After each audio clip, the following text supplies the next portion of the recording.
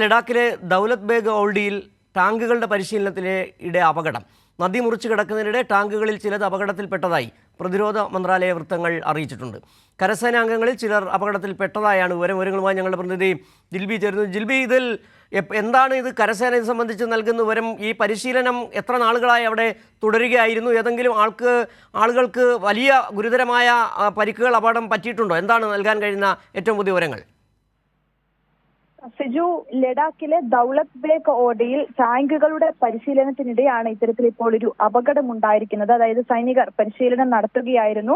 അവിടെ ഈ നദി മുറിച്ച് കടക്കുന്നതിനിടെയാണ് ഇത്തരത്തിൽ ടാങ്കുകൾ അപകടത്തിൽപ്പെട്ടു എന്നാണ് ഇപ്പോൾ പ്രതിരോധ മന്ത്രാലയം വ്യക്തമാക്കുന്നത്. ഇതിലിപ്പോൾ ഏറ്റവും പ്രധാനമായിട്ടും പറയേണ്ടത് ഈ 5 സൈനികർ പരിശീലനത്തിലുണ്ടായിരുന്നു. ആ 5 സൈനികർ അപകടത്തിൽപ്പെട്ടതായിട്ടുള്ള വിവരമാണ് പുറത്തു വരുന്നത്. പക്ഷേ ഈ 5 സൈനികരും വീരമൃത്യു വരിച്ചതായിട്ടുള്ള സൂചനകളൊക്കെ പുറത്തു വരുന്നുണ്ടെങ്കിലും അതിലൊരു സ്ഥിരീകരണം ഇതുവരെയായിട്ടും ഉണ്ടായിട്ടില്ല.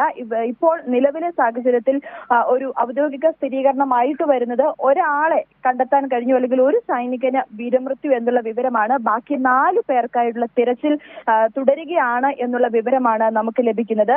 ഈ അപകടത്തിൽപ്പെട്ടവരെന്ന് പറയുന്നത് ഒരു ജൂനിയർ കമ്മീഷൻഡ് ഓഫീസറും 4 ജവാന്മാരുമാണ് അപകടത്തിൽപ്പെട്ടിരിക്കുന്നത്. എന്തായാലും ഈ ബാക്കി 4 പേർക്കായുള്ള തിരച്ചിൽ തുടരുകയാണ്. കാരണം നദി മുറിച്ച് കടക്കുന്നതിനിടെ അതിവേഗം സഞ്ചരിക്കുന്ന T-72 ടാങ്ക് പരിശീലനത്തിനിടെയാണ് ഇത്തരത്തിൽ അപകടമുണ്ടാവുകയും 5 സൈനികർ അപകടത്തിൽപ്പെട്ടു എന്നുള്ള ലഭിച്ചിരിക്കുന്ന ദൃശ്യങ്ങൾ അവിടെ നടന്ന പരിശീലനത്തിന്റെ ദൃശ്യങ്ങൾ തന്നെയാണോ ഇപ്പോൾ നമ്മൾക്ക് ലഭിച്ചത്?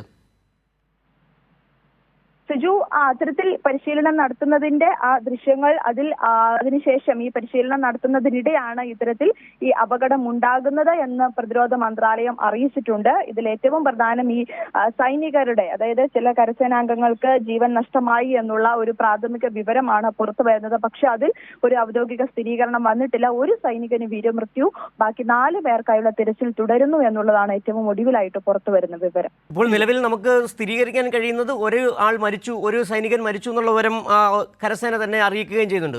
എത്ര ടാങ്കുകളാണ് ഇത്തരത്തിൽ പരിശീലനത്തിലൂടെ ഏർപ്പെട്ടിരുന്നത്? എത്ര ആളുകൾ, എത്ര സൈനികർ പരിശീലനത്തിൽ ഉണ്ടായിരുന്നു എന്നത് സംബന്ധിച്ച വിവരങ്ങളുണ്ടോ? സിജു, ഇതിന്റെ കൂടുതൽ വിവരങ്ങൾ നിലവിൽ പുറത്തു വിട്ടിട്ടില്ല. കാരണം ഇത്തരത്തിലൊരു അപകടം നടന്നു. അതായത് ഈ T-72 ടാങ്കിന്റെ പരിശീലനത്തിനിടെയാണ് ഇത്തരത്തിൽ ഒരു അപകടം നടന്നത് എന്നുള്ള വിവരമാണ് പ്രതിരോധ മന്ത്രാലയം പുറത്തുവിട്ടിരിക്കുന്നത്. കൂടുതൽ വിവരങ്ങൾ വരുന്നതേ ഉള്ളൂ, അല്ലെങ്കിൽ അത്തരത്തിലുള്ള വിവരങ്ങൾ നമുക്ക് ലഭിക്കുന്നതേ ഉള്ളൂ. എന്തായാലും നിലവിലെ സാഹചര്യത്തിൽ ഈ അപകടത്തിൽപ്പെട്ട സൈനികർക്കായുള്ള തെരച്ചിൽ തുടരുന്നു എന്നുള്ള വിവരമാണ് നമുക്ക് മനസ്സിലാക്കാൻ സാധിക്കുന്നത്. അത്തരത്തിലുള്ള വിവരങ്ങൾ മാത്രമാണ് നമുക്ക് ലഭിക്കുന്നത്. ശരി, ജിൽബിയാണ് വിവരങ്ങൾ നൽകിയത്.